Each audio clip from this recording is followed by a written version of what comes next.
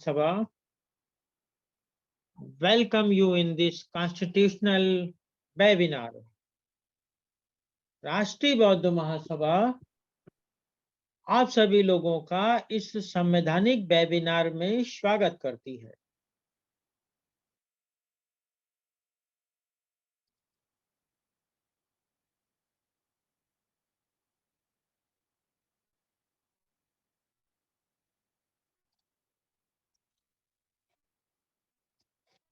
जैसा कि हर वेबिनार में मैं अपना डिक्लेरेशन घोषित करता हूं, यह मेरी घोषणा है। मैं आरसी धीमान, निवासी कानपुर उत्तर प्रदेश, यह घोषणा करता हूं यह कि मैं भारत के संविधान में पूर्ण आस्था एवं विश्वास रखता हूं। यह कि मेरा उद्देश्य किसी भी राजनीतिक दल का समर्थन या विरोध करना नहीं है। किसी भी राजनीतिक दल की विचारधारा का समर्थन या विरोध करना मेरा नहीं है। यह कि मैं धर्म, मूल, वंश, जाति, जन्म स्थान, लिंग, रंग इत्यादि के आधार पर होने वाले भेदभाव का समर्थन नहीं करता। यह कि मैं व्यक्ति के संवैधानिक अधिकार,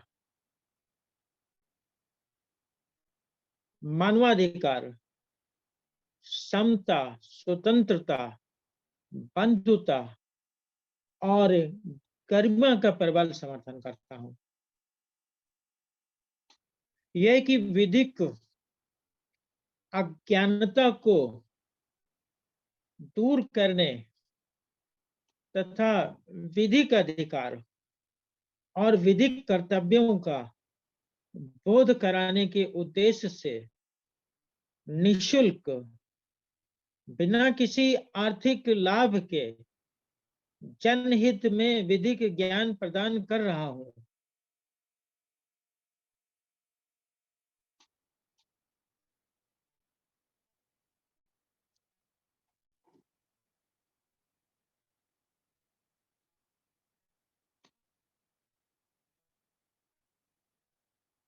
राष्ट्रीय बौद्ध महासभा के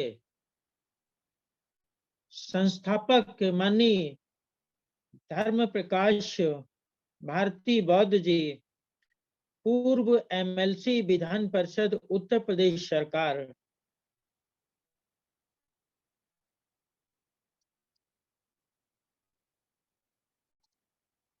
एवं बादल सिंह बौद्ध जी, कार्यवाहक राष्ट्रीय अध्यक्ष, राष्ट्रीय बौद्ध महासभा।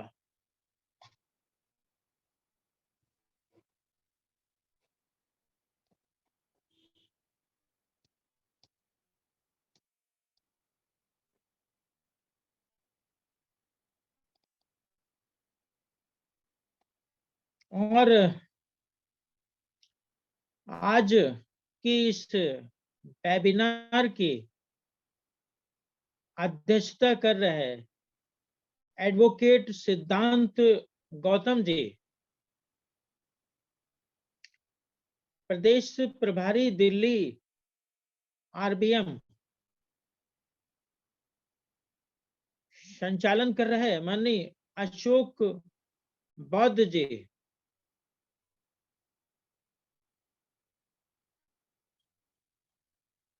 राष्ट्रीय एवं प्रांतीय स्तर के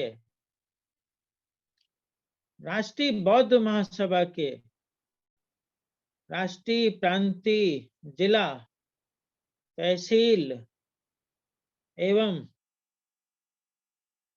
समस्त पदाधिकारी कार्यकर्ता गण,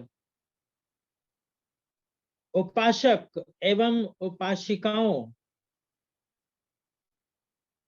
और भारत देश के समस्त नागरिकों,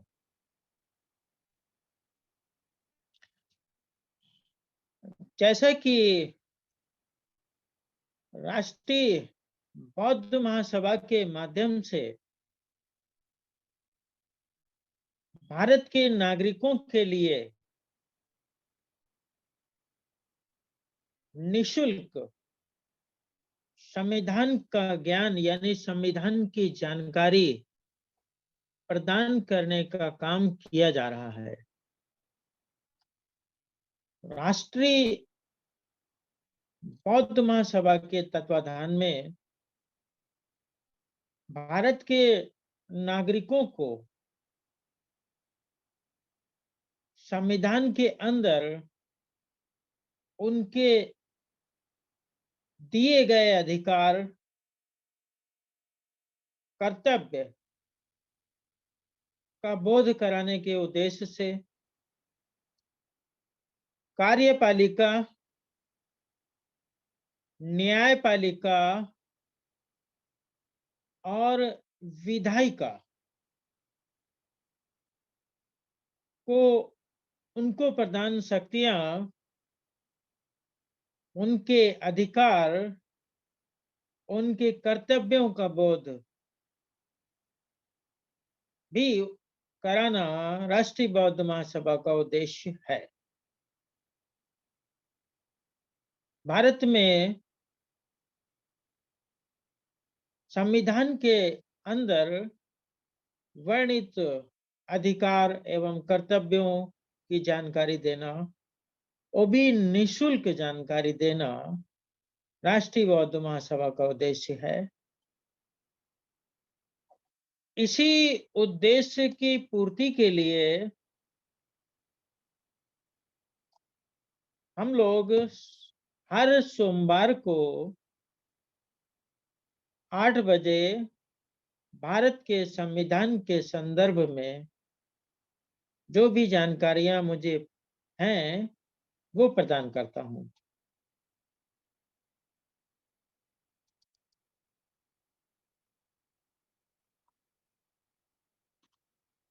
अनुच्छेद 167 पर चर्चा करेंगे। अनुच्छेद 167 में राज्यपाल को जानकारी देने आदि के संबंध में मुख्यमंत्री के कर्तव्यों के विषय में बताया है। मुख्यमंत्री के कर्तव्य किसके प्रति? राज्यपाल को जानकारी देने के प्रति। राज्यपाल को जानकारी क्यों देनी है? क्योंकि राज्यपाल एक राज्य के अंदर कार्यपालिका का चीफ होता है और कार्यपालिका का चीफ होता है जितने भी काम राज्य में होते हैं वह कार्यपालिका ही करती है। विधायिका का काम विधानसभाओं में कानून बनाना, लोकसभा में कानून बनाना, राज्यसभा में कानून बनाना, परंतु उनको लागू करने का काम राज्यपाल करते हैं।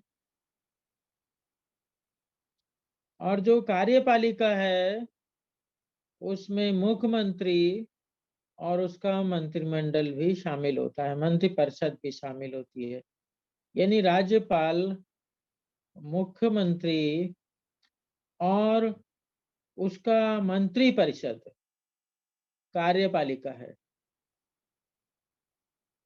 अब कार्यपालिका का एक प्राधिकारी यानी मुख्यमंत्री दूसरे प्राधिकारी यानी राज्यपाल को जानकारी दे, यह उसकी ड्यूटी है।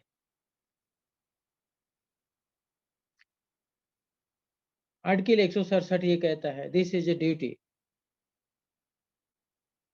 प्रत्येक राज्य के मुख्यमंत्री का यह कर्तव्य होगा कि वह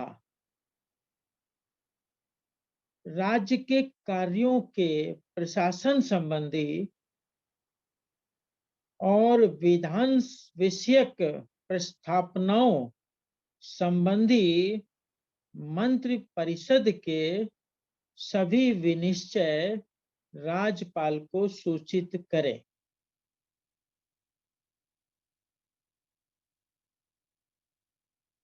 it is a duty of the chief minister कि उसकी जो मंत्री परिषद है वह राज्य के कार्यों के प्रशासन से संबंधित और जो दूसरी विधियां हैं उन विधियों से संबंधित जो भी जानकारियां हैं वह राज्यपाल को बताएं। कोई एक्ट में संशोधन होता है, विधानसभा में कोई नया एक्ट पास होता है, अधिनियम पास होता है, तो मुख्यमंत्री क्या है? What is the chief minister? Chief minister राज्यपाल के प्राधिकारी हैं। प्राधिकारी शब्द के अंतर्गत अधिकारी शब्द के अंतर्गत है उनका स्टेटस, और उनको राज्यपाल को सूचित करना होगा कि प्रशासन से संबंधित या विधान से संबंधित जो विधियां बनी हैं वो क्या है। They have to tell him ताकि कार्यपालिका उसको चेक कर सके, समझ सके राज्यपाल महोदय उसको।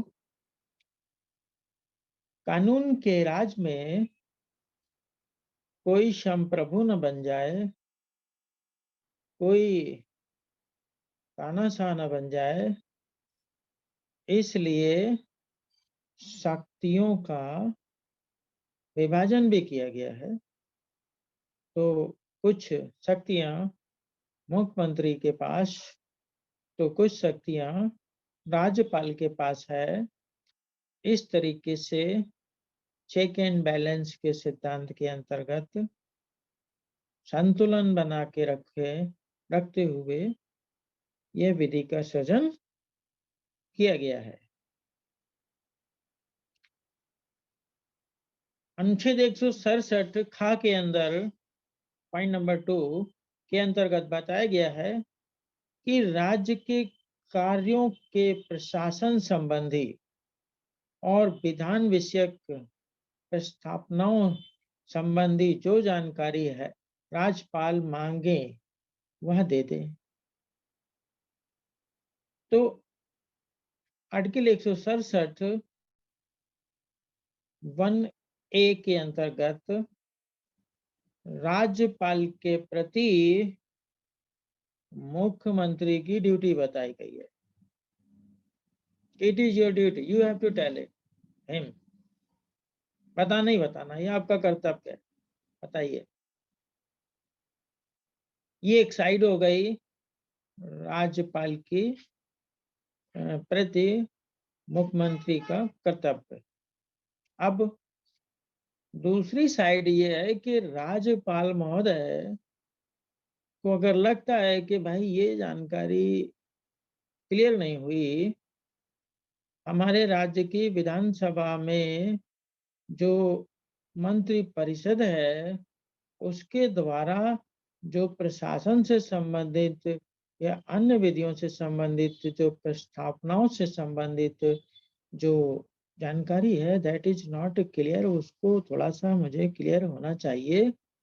और अब ये ड्यूटी है कि जब अगर जो है राज्यपाल को मुख्यमंत्री ही क्लियर करेंगे, वो जब चाहेंगे तब क्लियर करेंगे, परंतु यहाँ पर राज्यपाल को एक विशेष शक्ति प्रदान की गई है कि राज्यपाल जब भी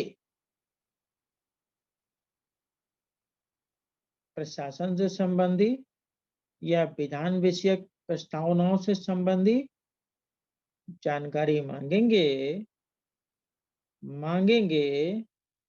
तो वह दें। यानी यहाँ पर मांगने का अधिकार सर्जित होता है। राज्यपाल को उस राज्य की विधान परिषद, उस राज्य की मंत्रिमंडल के अंतर्गत लिए गए निर्णय को जानकारी लेने का राइट प्राप्त होता है। वह जानकारी मांग सकते हैं। इसको एक सिंपल से एग्जाम्पल के माध्यम से समझते हैं कि एक व्यक्ति को भूख लगी है और वह अपने घर में थाली में रखे हुए जो परोसी गई थाली है उसमें से खाना खाता है। तो मदर की ये ड्यूटी है कि वह अपने बच्चे को खाना प्रदान करे, परंतु उतने खाने से उस बच्चे का पेट भरा या नहीं भरा, अगर उसको और खाना खाना है, उसका पेट नहीं भरा है, तो फिर उसे मांगने का अधिकार है। वह अपने भूख को शांत करने के लिए मांग सकता है कि भाई 2 रोटी दो, चावल दो, दाल दो, सब्जी दो। तो पहले अनुच्छेद 167 के अंतर्गत 1A के अंतर्गत मुख्यमंत्री के कर्तव्य के संबंध में बताया गया है और अनुच्छेद 167B के अंतर्गत राज्यपाल को सूचना मांगने के अधिकार के संबंध में बताया गया है। ये दोनों, एक की कर्तव्य, दूसरे की शक्ति है सूचना लेने की। अब इसी में आर्टिकल 167 जी की बात करें, किसी विषय को जिस पर किसी मंत्री ने विनिश्चय कर दिया है, जो कैबिनेट है मुख्यमंत्री की, जिसमें कैबिनेट मिनिस्टर और राज्य मिनिस्टर ये दोनों ही होते हैं। राज्य मंत्री और कैबिनेट मिनिस्टर होता है पूरी कैबिनेट का जो। तो इन मंत्रियों के द्वारा यदि कोई विषय पर डिसीजन लिया गया है, ये डिसीजन यह मंत्रिमंडल का यह मंत्री ले रहा है। भाई मंत्री अपने विभाग का है, समाज कल्याण मंत्री है, मान लो समाज कल्याण मंत्री है और समाज कल्याण का काम उसे करना है और स्टेट के अंदर राजस्व की कमी है, धन की कमी है, तो वह अनुसूचित जाति और जनजाति के विकास के लिए जो विद्यार्थी हैं उनकी शिक्षा के लिए जो स्कॉलरशिप प्रदान की जाती है, वह उसे उस संबंध में निर्णय लेता है कि भाई अब स्कॉलरशिप अनुसूचित जाति जनजाति के लोगों को नहीं प्रदान की जाएगी और फिर उसके बाद से अनुसूचित जाति और जनजाति के लोगों की जो स्कॉलरशिप है वो आना बंद हो जाती है। निर्णय लेती है, कोई मंत्री निर्णय लेता है, विनिश्चय करता है। तो फिर क्या होगा, ये इंफॉर्मेशन तो राज्यपाल को देनी होगी।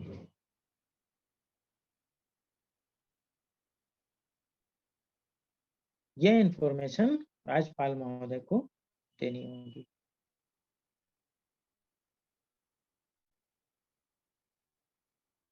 तो इस तरीके से मंत्रिमंडल के अंदर जो मिनिस्टर्स हैं, कैबिनेट मिनिस्टर्स हैं, राज्य मंत्री हैं, उनके द्वारा लिए गए निर्णय किसी विषय पर उसकी भी जानकारी देनी होगी।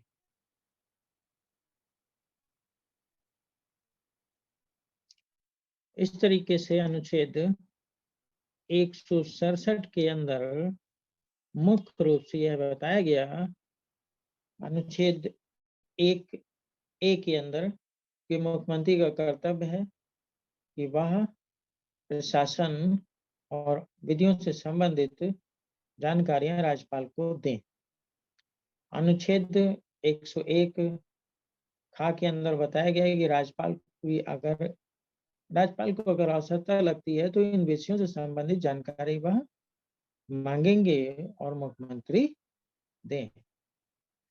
और नेक्स्ट पॉइंट है जिसके अंतर्गत मंत्री मंडल के अंदर जो मंत्री हैं उनके द्वारा किसी विषय पर जानकारी, कोई विषय पे अगर विनिश्चय किया गया है तो उसकी भी जानकारी जो है राज्यपाल को देने की आवश्यकता है।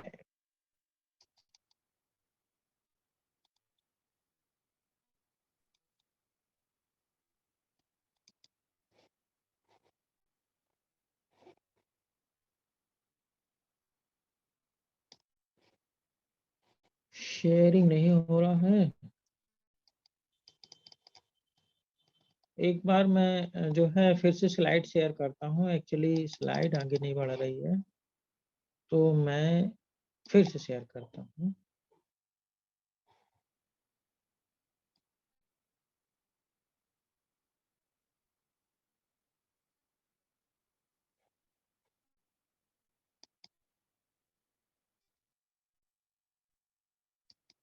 What happened?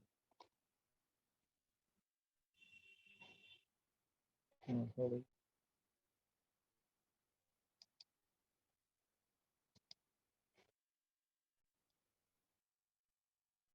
अनुच्छेद 168 के अंदर बताया गया है, नंबर 1, राज्यों के विधान मंडलों का गठन। जो राज्य हैं भारत देश के अंदर, जैसे आंध्र प्रदेश है, बिहार है, मध्य प्रदेश है, महाराष्ट्र है, कर्नाटक है, तमिलनाडु है, तेलंगाना है और उत्तर प्रदेश राज्य हैं, ऐसे राज्यों के लिए 2 सदन होंगे। 2 सदन, 2 सदन की बात कही गई है।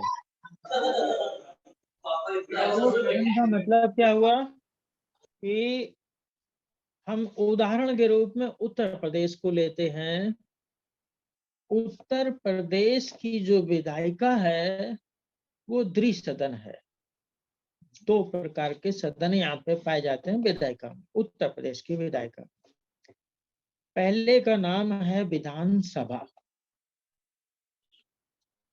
और दूसरे का नाम है विधान परिषद। विधानसभा और विधान परिषद 2 अलग अलग उत्तर प्रदेश में सदन हैं। दोनों में अंतर क्या है? दोनों में अंतर क्या है कि विधानसभा में भारत निर्वाचन आयोग के द्वारा जनप्रतिनिधियों को चुनाव का अवसर प्रदान किया जाता है और जनप्रतिनिधि अपनी अपनी विधानसभा में उम्मीदवारी प्रस्तुत करते हैं। जनता उनको वोट देती है और वह बहुमत के आधार पे जीत के आते हैं। तो जब वह बहुमत के आधार पे जनता के जनप्रतिनिधि जीत कर आते हैं, तो वह विधान सभा में बैठते हैं। विधान सभा क्या होती है? जहां पर जनप्रतिनिधि जीत करके आते हैं। अब व्हाट इज द मीनिंग, इसका थोड़ा सा अर्थ को समझने की कोशिश करते हैं कि विधान सभा होती क्या है सामान्य रूप से। विधान सभा विधान बनाने की एक जगह होती है, कानून बनाने की एक ऐसी जगह होती है जहां पर यह जनप्रतिनिधि अपने क्षेत्रों के विकास के लिए, अनुसूचित जाति जनजाति पिछड़ा वर्ग, ये जो सामाजिक रूप से पिछड़े हुए लोग हैं, इनकी उन्नति के लिए, अन्य विषयों के संबंध में प्रदेश के सभी विधानसभा के मेंबर्स कानून बनाते हैं। विधानसभा है, जनता के द्वारा चुनी हुई है। विधान परिषद और विधानसभा में अंतर क्या है? विधानसभा भंग हो सकती है, 5 साल के लिए चुनी जाती है, परंतु अगर असंवैधानिक तरीके से चल रही है तो उसको माननीय राष्ट्रपति राज्यपाल जी की रिपोर्ट पर भंग कर सकते हैं, परंतु विधान परिषद भंग नहीं होती है। दोनों में ये अंतर है। विधान परिषद भंग इसलिए नहीं होती है क्योंकि कम से कम अगर विधानसभा भंग हो गई तो जो विधान परिषद है उसके माध्यम से प्रदेश में कानून का राज चलता रहेगा। तो इन्हीं बिंदुओं को देखते हुए अनुच्छेद 168 में राज्यों के विधानमंडल के गठन के संबंध में बताया गया है, और बताया गया है कि इन राज्यों में 2 सदन होंगे, और खा के अंदर बताया गया है कि अन्य राज्यों में 1 सदन होगा। यानी उत्तर प्रदेश में 2 सदन होंगे, विधानसभा और विधान परिषद। तो कुछ ऐसे भी राज्य भारत के अंदर होंगे जहां पे सिर्फ विधानसभा होगी, विधान परिषद नहीं होगी। अन्य राज्यों में 1 सदन से मिलकर बनेगा, राज्यों का विधानमंडल 1 ही सदन होगा। 2 सदन है, वहां एक का नाम विधान परिषद होगा और दूसरे का नाम विधानसभा होगा, और जहां केवल 1 सदन है वहां उसका नाम विधानसभा होगा। तो अनुच्छेद 168(2) नामांकन की व्यवस्था करता है, नाम रखने की व्यवस्था करता है। अनुच्छेद 168(2) कहता है कि जिन राज्यों में 2 सदन होंगे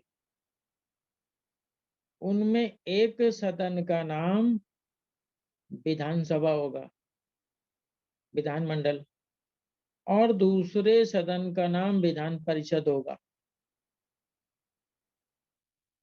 और दूसरे सदन का नाम क्या होगा? विधान परिषद। ये तो हमने आपको पहले बता दिया कि 2 सदन होंगे, एक का नाम होगा विधानसभा और दूसरे का होगा विधान परिषद। और अब सवाल यहाँ ये पैदा होता है कि यह आर्टिकल यह बताता है कि आपके पास 2 सदन है, एक का नाम विधानसभा होगा और एक का नाम विधान परिषद होगा। तो फिर यह स्पष्ट नहीं हो पा रहा यहाँ पर कि किसका नाम विधानसभा होगा और किसका नाम विधानमंडल होगा, है ना? यहाँ पे स्पष्ट नहीं हो रहा। इसीलिए हमने आपको बताया कि जो जनप्रतिनिधि जनता के द्वारा चुन करके पहुंचेंगे और जिस सदन में जाकर वो बैठेंगे, वे होंगे विधान सभा के मेंबर। और दूसरा है विधान परिषद। विधान परिषद कई भागों में बटी हुई है। शिक्षक कोटा है, स्नातक कोटा है। जो कोटे हैं उन कोटों से जो है लोग जीत के जाते हैं, विधानसभा के द्वारा भी जो है निर्वाचित होते हैं। तो ये लोगों के माध्यम से विधान परिषद का गठन होता है। परंतु विधानसभा और विधान परिषद में जो मुख्य अंतर है वह यह है कि विधानसभा को माननीय राष्ट्रपति जी राज्यपाल की सिफारिश पर भंग कर सकते हैं। अगर किसी राज्य के अंदर कोई विधानसभा में बनी हुई सरकार संविधान के अनुच्छेदों के विरुद्ध काम करती है, वर्किंग उसकी संविधान विरोधी हो जाती है, तब उसको चूंकि we have to maintain rule of law, हमें भारत में संविधान का शासन बनाना है और सरकार संविधान विरोधी काम करती है तो कानून का राज प्रभावित होता है, संविधान का राज प्रभावित होता है। और संविधान का राज और कानून का राज प्रभावित हो ही नहीं सकता, इसलिए कानून का राज प्रभावित हुआ, संविधान के अनुच्छेदों के अनुसार सरकार नहीं चली। यह रिपोर्ट जब राज्यपाल महोदय भेजते हैं राष्ट्रपति महोदय को, तो राष्ट्रपति उस प्रदेश की सरकार को भंग कर देते हैं। विधानसभा भंग हो जाती है, विधान परिषद स्थायी सदन है। ये दोनों में खास अंतर है।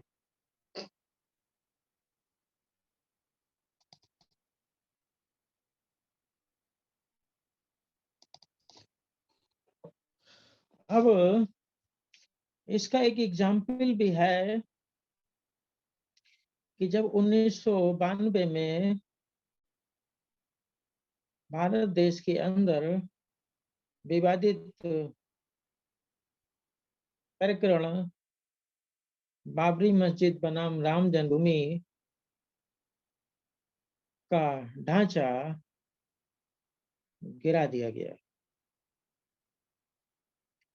न्यायालय के अंदर उस संबंध में केस चल रहा था माननीय न्यायालय के अंदर। तो किसी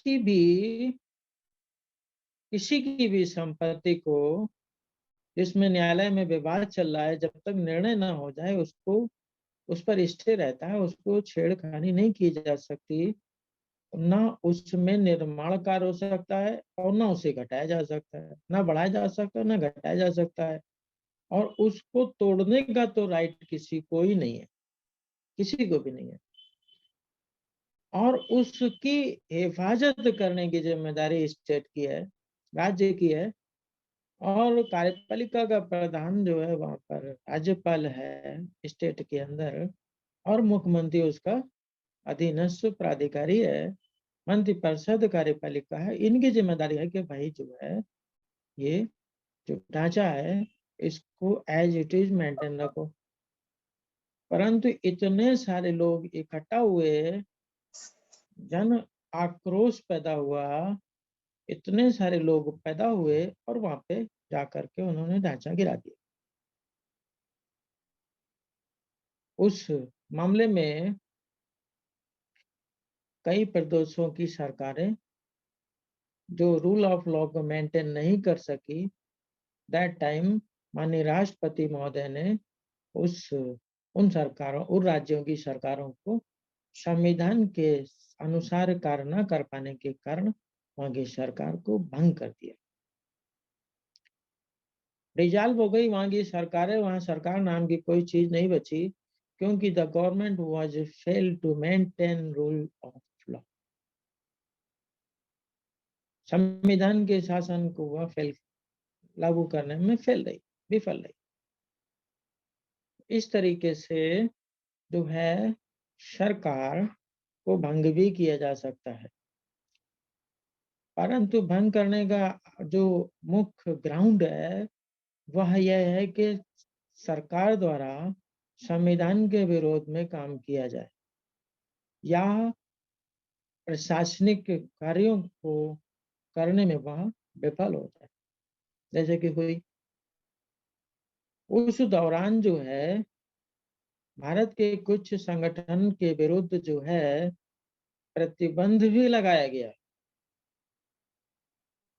उनकी गतिविधियों को राष्ट्र हित में नहीं पाया गया, तो मौजूदा सरकार ने उस समय कुछ संगठनों के ऊपर प्रतिबंध लगाया गया।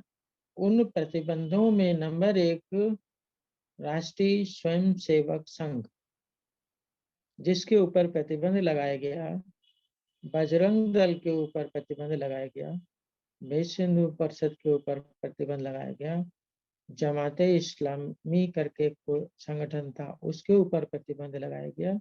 इस तरीके से ऐसे जो है संगठनों को बैन कर दिया गया, जिनके संबंध में सरकार की का यह मानना था कि ये संगठन अगर काम करते रहेंगे तो राष्ट्र हित में क्षति होगी, राष्ट्र की एकता और अखंडता खंडित होगी, इसलिए ऐसे संगठनों को बैन कर दिया गया। इस प्रकार से यह कृत्य करके रूल ऑफ लॉ को मेंटेन किया गया।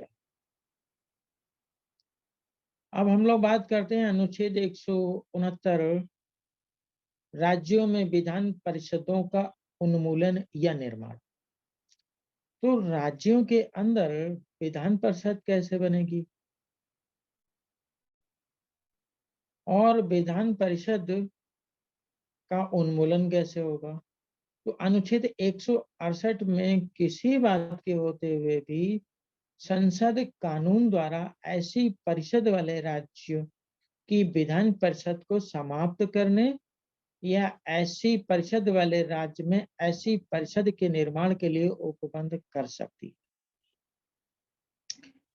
यानी कि जो विधान परिषद का निर्माण होना है, उस निर्माण कार्य को करने के लिए संसद को शक्ति प्रदान की गई है।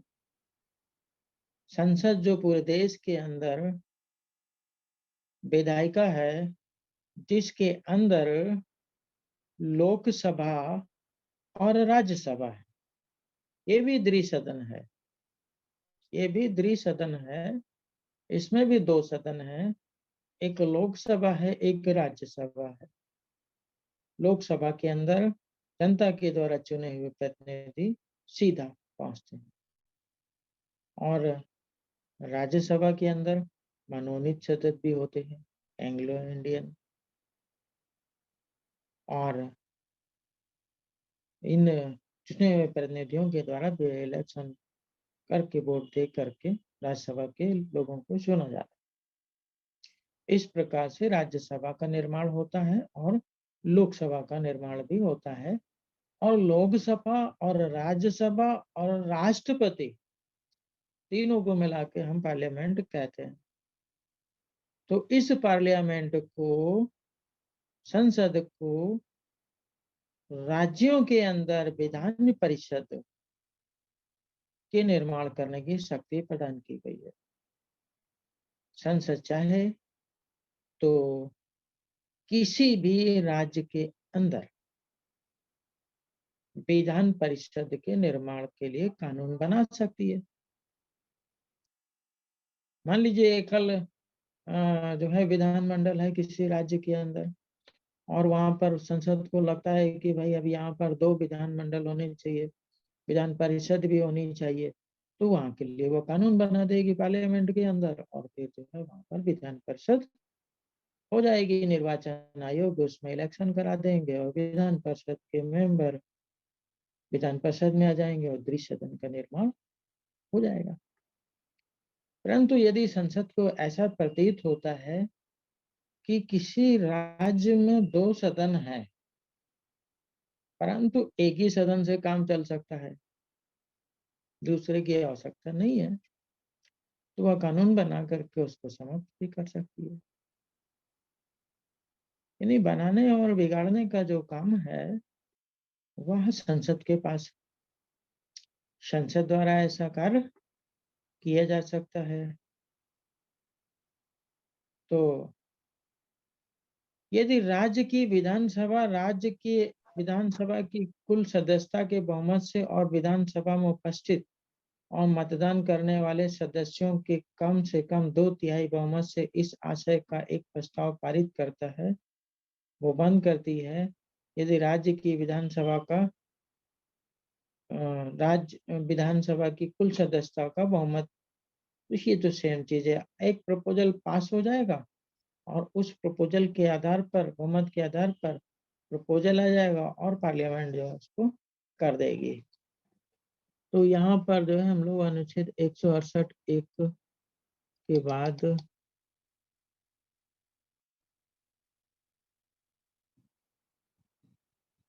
169 कंप्लीट होता है।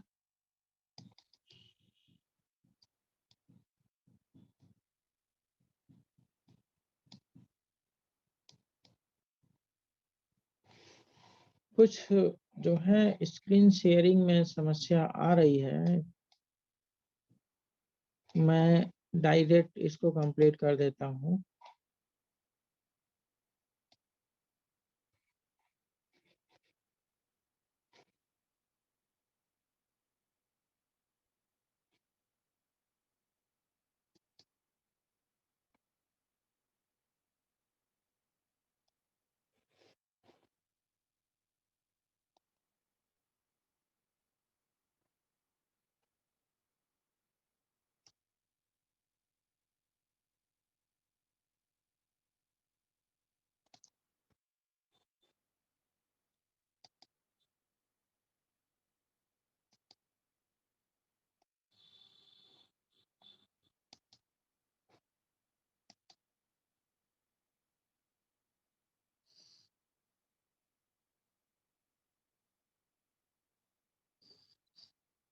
तो एक स्क्रीन जो है मैंने शेयर करी है डायरेक्ट गूगल से लेकर के। इस का आर्टिकल 1 हम बता चुके हैं और आर्टिकल 2 के अंदर हम लोग चर्चा करते हैं। आर्टिकल 2 कहता है कि खंड 1 में निर्दिष्ट किसी भी कानून में इस संविधान के संशोधन के लिए ऐसे प्रावधान होंगे जो कानून के प्रावधानों को प्रभावी बनाने के लिए आवश्यक हो सकते हैं और इसमें ऐसे पूरक, प्रासंगिक और परिणामी प्रावधान भी शामिल हो सकते हैं जैसा कि संसद समझे। संसद को यहाँ पे पावर दिया गया है कि अनुच्छेद 169 एक के उद्देश्य को पूरा करने के लिए संसद ऐसे कानून जो है बना सकती है जिसके माध्यम से विधान परिषद का गठन या उसका उन्मूलन किया जा सके।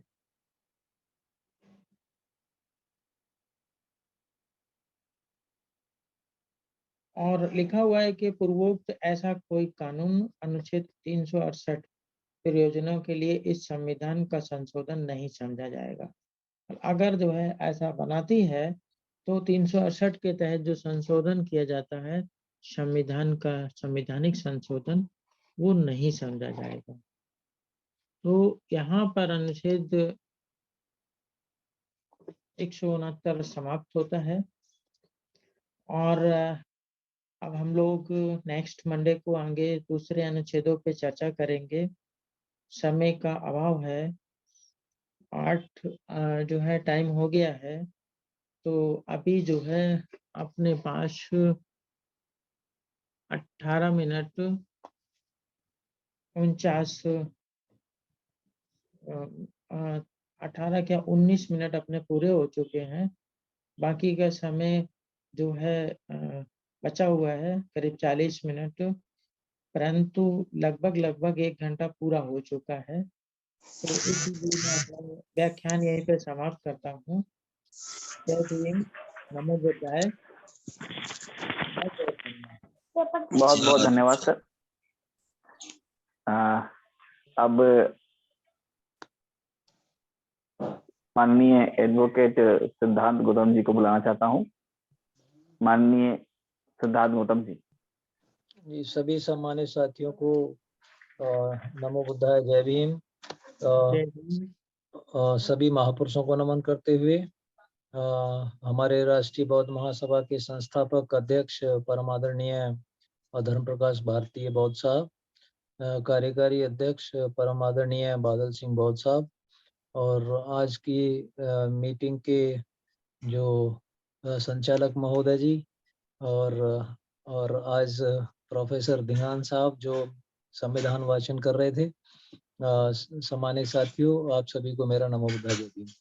साथियों, मैं थोड़ा सा व्यस्त था और कहीं रास्ते में था, तो इस वजह से मैंने आज पूरा प्रोफेसर साहब का पूरा व्याख्यान मैं सुन नहीं पाया।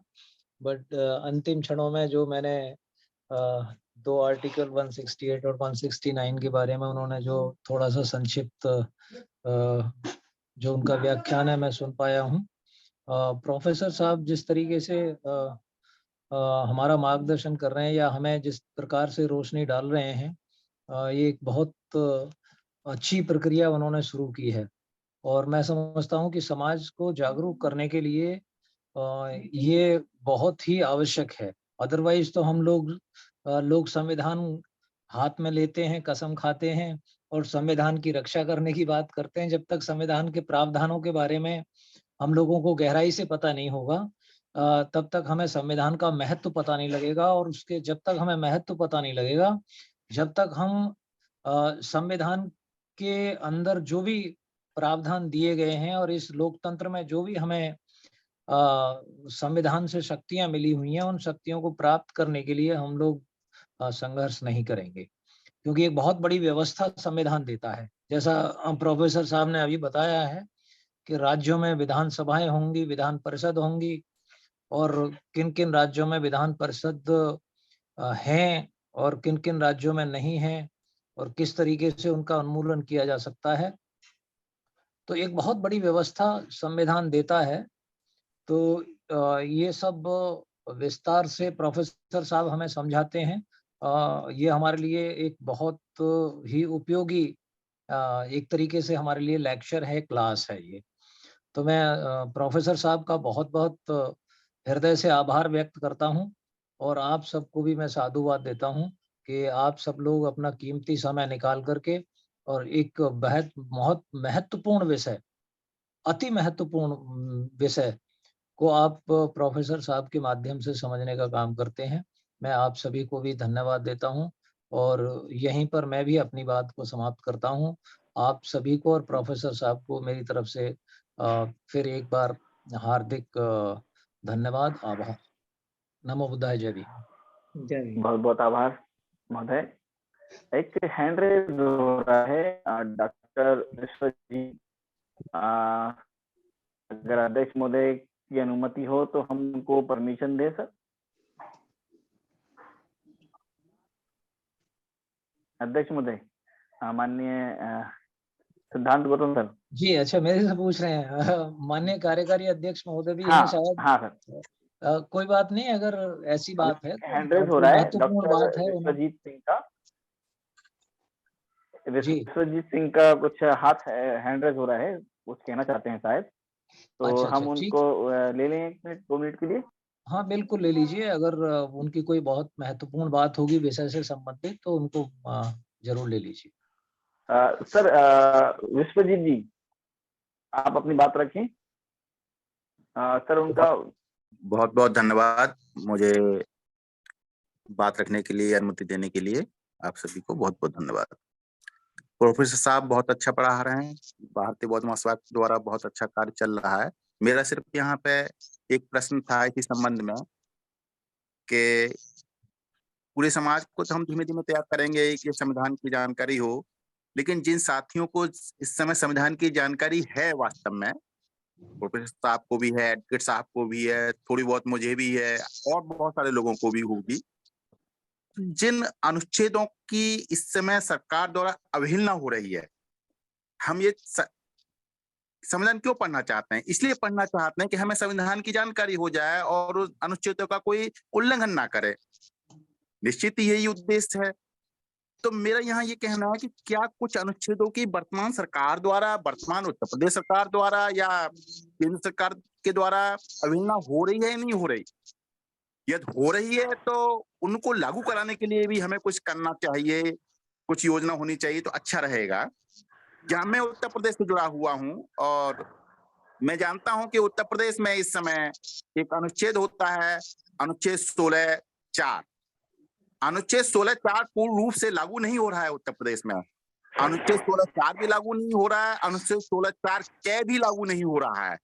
ऐसा मुझे लग रहा है, हो सकता है मुझे गलत लग रहा हो। तो इसमें मैं चाहता हूँ थोड़ा अध्यक्ष जी, मैं प्रोफेसर बताता साहब हूँ थोड़ा आपको। प्रकाश डाल देंगे तो अच्छा रहेगा, क्योंकि हमें जो वर्तमान सरकार है उसके माध्यम से इन अनुच्छेदों का पूर्ण रूप से लाभ प्राप्त नहीं हो पा रहा है, ऐसा मुझे आभास हो रहा है। प्रोफेसर साहब इसका जवाब दे देंगे। बता रहा हूँ, मैं आपके सवाल का जवाब बता रहा हूँ जी जी कि आपका कथन ये है कि राज्य के परिभाषा के अंदर what is the definition of state, I have to see article 12। तो राज्य शब्द हम इस्तेमाल कर रहे हैं, आप सरकार शब्द इस्तेमाल कर रहे हैं, है ना। हम राज्य की परिभाषा को बताते हुए आगे बढ़ेंगे। भारत के संविधान के अंदर भाग 3 में अनुच्छेद 12 से लेकर के अनुच्छेद 35 तक फंडामेंटल राइट्स है, मौलिक अधिकार है।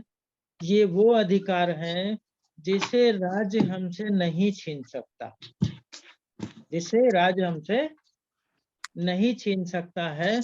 परंतु कानून की नजर में सवाल ये पैदा होता है कि राज्य कौन है, हु इज स्टेट। तो स्टेट की परिभाषा के संबंध में जब हम आर्टिकल 12 देखते हैं तो आर्टिकल 12 में केंद्र की सरकार और संसद, राज्यों की सरकार और विधानमंडल और उनके अधीनस्थ प्राधिकारीगण एवं अन्य प्राधिकारीगण, इनको स्टेट माना गया है। ये सब स्टेट हैं, यानी सरकार भी स्टेट है और विधान मंडल भी स्टेट है। चाहे केंद्र की सरकार हो चाहे राज्य की सरकार हो, दोनों ही स्टेट हैं, राज्य हैं। चाहे जो है उनके अधीनस्थ काम करने वाले प्राधिकारी जो विधियों से संबंधित हैं वो भी स्टेट हैं। तो इन स्टेट के लोगों को ये स्टेट को सीधा डायरेक्शन भारत का संविधान देता है। आर्टिकल 13 ये कहता है कि राज्य कोई ऐसी विधि नहीं बनाएगा, राज्य कोई ऐसी विधि नहीं बनाएगा जो भारत के संविधान के अंदर भाग 3 में दिए गए मूल अधिकार हैं उनको छीन ले। स्टेट की पावर ही समाप्त कर दी गई है, क्योंकि फंडामेंटल राइट्स वो अधिकार हैं जिनके बगैर व्यक्ति का सर्वांगीण विकास संभव ही नहीं है। तो इन जो है अधिकारों को सुरक्षित कर दिया गया है। एक तरीके से एक मनुष्य, एक जो है सेना का आदमी जब बुलेट प्रूफ जैकेट पहन करके दुश्मन से लड़ने जाता है तो उसका शरीर सुरक्षित हो जाता है। उसी तरीके से राज्य सरकार नहीं, राज्य शब्द मैं सभी के संबंध में कह रहा हूँ। उसी तरीके से राज्य से हमारे फंडामेंटल राइट्स को खतरा हमेशा रहा है। जब हम इतिहास की ऊपर नजर डालते हैं तो राज्यों द्वारा ही व्यक्तियों के मानवाधिकारों का और मूल अधिकारों का उल्लंघन हुआ है। तो मूल अधिकारों को सुरक्षित करने के लिए आर्टिकल 13(2) में साफ लिखा है कि राज्य कोई ऐसी विधि नहीं बनाएगा जो हमारे मूल अधिकार हैं जिनको वो छीन ले। और अगर कोई ऐसी विधि बन जाती है जो हमारे अधिकारों को छीनती है या न्यून करती है, तो वह विधि उल्लंघन की मात्रा तक शून्य होगी। उस कानून को ही शून्य कर दिया आर्टिकल 13 में। अब आते हैं आर्टिकल 15(4) जिसके संबंध में जो है 16(4) क्या है? ठीक है, 16(4) पे आ जाते हैं हम। 15, 16, 17 सारे फंडामेंटल राइट्स के विषय में आपको बता देना चाहते हैं जो भाग 3 में दिए गए हैं, चाहे वो 21 हो, चाहे वो 17 हो, चाहे 18 हो, जितने भी फंडामेंटल राइट दिए गए हैं, चाहे 14 हो, उन अधिकारों का अगर स्टेट वायलेशन करता है तो हमारे अधिकार हमसे छीन लिए गए, वो अधिकार हमें वापस कैसे मिलेंगे, उसका उपचार क्या है, रेमेडी क्या है। तो रेमेडी भी भारत के संविधान के अनुच्छेद 32 के अंदर दी गई है कि यदि स्टेट भाग 3 में दिए गए अधिकारों को छीन लेता है या न्यून कर देता है, तब ऐसी स्थिति में जो भारत के नागरिक हैं, व्यक्ति हैं, वो सुप्रीम कोर्ट में जा करके इन अधिकारों को प्राप्त करने के लिए रिट फाइल करेंगे। उपचार वहां पे दिया है, रेमेडी हमें मिली सुप्रीम कोर्ट। स्पेशली क्लियर कर देता हूं अभी आपको। आप बता रहे हैं, एकदम सही बता रहे हैं, लेकिन मैं इससे जो कहना चाह रहा हूं, जो मैसेज देना चाह रहा हूं आपको और अपने साथियों को, वो यही देना चाह रहा हूं कि अनुच्छेद 16(4) में राज्य को राज्य की सेवाओं में अनुसूचित जात और जनजात के लोगों को प्रोन्नति का अधिकार दिया गया है, प्रोन्नत करने का अधिकार दिया गया है, प्रतिनिधित्व का अधिकार दिया गया है। लेकिन वर्तमान में उत्तर प्रदेश सरकार में इस अनुच्छेद का उपयोग नहीं हो रहा है। किसी भी प्रकार का SC ST को प्रमोशन में आरक्षण नहीं दिया जा रहा है, तो सीधा सीधा उल्लंघन हो रहा है।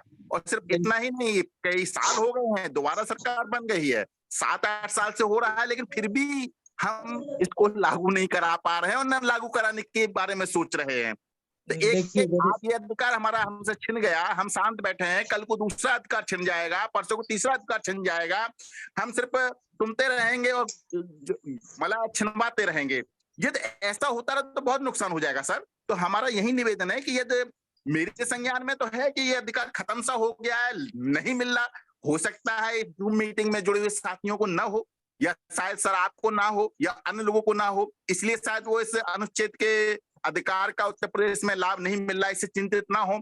लेकिन मुझे चिंता लग रही है कि ये अधिकार उत्तर प्रदेश के किसी भी कर्मचारी को नहीं मिल रहा उत्तर प्रदेश राज्य में।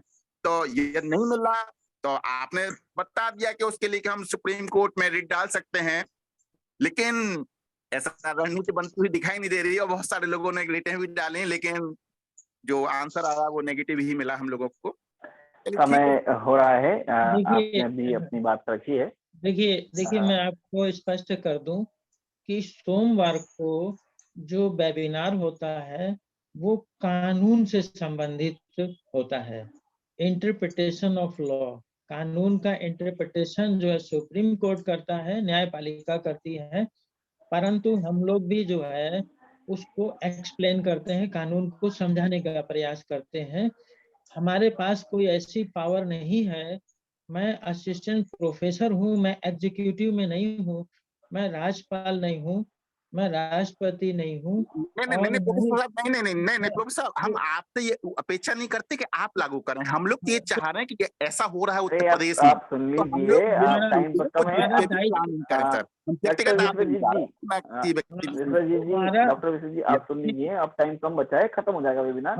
हमारा दायित्व सिर्फ इतना है, ठीक, धन्यवाद, ठीक है कानून को समझा दूं, और बाकी जो पॉलिटिकल इशू है, you are telling about the political issue, तो पॉलिटिकल इशू के संबंध में मैं कुछ नहीं बोल सकता। I am not a politician. बहुत बहुत धन्यवाद सर, इनके सवाल अच्छा सवाल था, जिस सवाल की वजह से कई सारी चीजें आपने अभी बता दी। अध्यक्ष महोदय को कहना चाहते हैं। डॉक्टर साहब यहाँ पर क्या है इससे कहाँ डॉक्टर विश्वजीत जी Yes, और हमारे डॉक्टर साहब, प्रोफेसर साहब जो आज संविधान वाचन कर रहे हैं, मैं दोनों से निवेदन कर रहा हूँ कि देखिए जब 103 अमेंडमेंट लाया गया है तो आपने देखा होगा कि किसी प्रकार का कोई डाटा गवर्नमेंट ने कलेक्ट नहीं किया, जी। रूलिंग गवर्नमेंट ने कलेक्ट नहीं किया कि किस अपर कास्ट का या सवर्णों का कितना रिप्रेजेंटेशन किस स्टेट में है, या कम है या ज्यादा है। और जब नागराज वाला जजमेंट आया था तो सुप्रीम कोर्ट ने ये कहा था कि भाई जो the day government of the day has to collect the data of the representation of communities, means backward communities in the state or central government.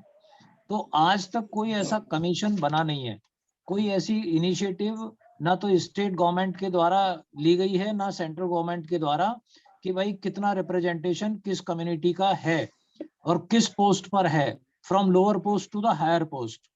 अब जब वो डाटा नहीं लिया गया है तो इसका सीधा मतलब यह है कि ruling governments are not inclined to give you due representation in the administration or in the executive. So ये सीधी सी बात है। अब इट्स ए, जैसा कि कहा प्रोफेसर साहब ने भी कहा कि it's a purely A political question, it's a question which lies in the political domain. तो अब परिस्थितियां जब भी कभी कोई गवर्नमेंट, जैसे मान लीजिए आज की गवर्नमेंट है बिहार में कास्ट सेंसस एक अकेली गवर्नमेंट है जिसने इनिशिएटिव लेकर के कास्ट सेंसस करा रही है। और वो कास्ट सेंसस का जो इरादा है, प्रोफेसर डॉक्टर विश्वजीत जी जी सुनना हूँ अध्यक्ष जी। हाँ, उनका जो कास्ट सेंसस कराने का जो इरादा है वो अल्टीमेटली यही है कि कास्ट की जब हमारे पास न्यूमेरिकल स्ट्रेंथ आ जाएगी तो जो वहां का गवर्नमेंट का सेटअप है, हर पोस्ट पर किस कास्ट का कितना रिप्रेजेंटेशन है, वो उस चीज को निकालने में सक्षम हो जाएंगे। लेकिन सेंट्रल गवर्नमेंट या बीजेपी रूल्ड स्टेट्स इस दिशा में कोई इनिशिएटिव नहीं ले रहे हैं। Even the other governments also, Congress ruled states are also not taking any initiative. तो इनफैक्ट जब तक वो एक ऐसा कमीशन ना बैठाया जाए जो स्टेट वाइज हर स्टेट में वो कास्ट का रिप्रेजेंटेशन वो निकाले और सेंट्रल गवर्नमेंट में रिप्रेजेंटेशन निकाले, अगर वो इनएडिक्वेट है तो उसका वो प्रोविजन दे कि भाई इतना परसेंट रिजर्वेशन यहाँ पर फुलफिल नहीं हुआ है और इसको फुलफिल करने के लिए पर्टिकुलर स्टेट गवर्नमेंट और सेंट्रल गवर्नमेंट को स्टेप्स लेने की जरूरत है। तो ये जब तक कोई कमीशन ऐसा नहीं बैठेगा और स्टेट्स इनॉमरेशन नहीं कराएंगी तब तक ये काम पॉसिबल नहीं है। बहुत बहुत धन्यवाद सर। देखिए आपने भी उस पर एकदम प्रकाश डाला है।